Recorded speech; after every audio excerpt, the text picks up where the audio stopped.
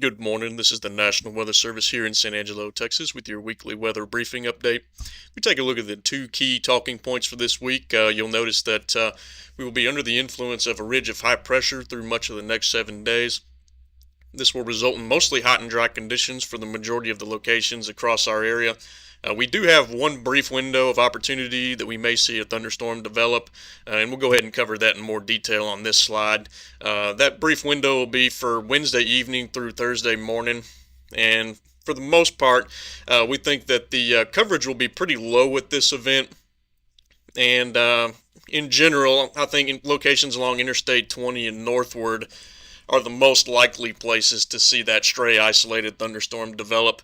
Again, we think the coverage will be pretty low, but should we get one that develops across this region, the Storm Prediction Center has actually outlooked our area for a marginal risk for severe weather. So if we do get one that develops, it could be capable of producing large hail and damaging winds.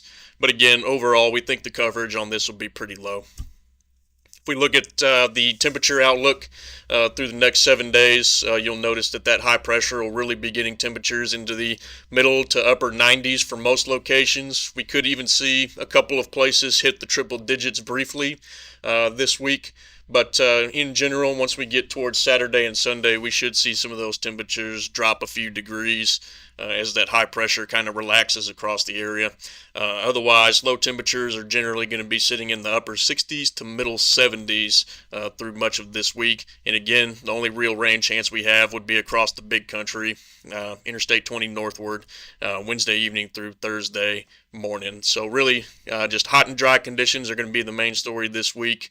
If we take a look at the drought conditions across the region, you'll notice that we got some good rainfall across the area over the past week or so, and going even further back, and that's really relieved a lot of the drought conditions across the majority of the area.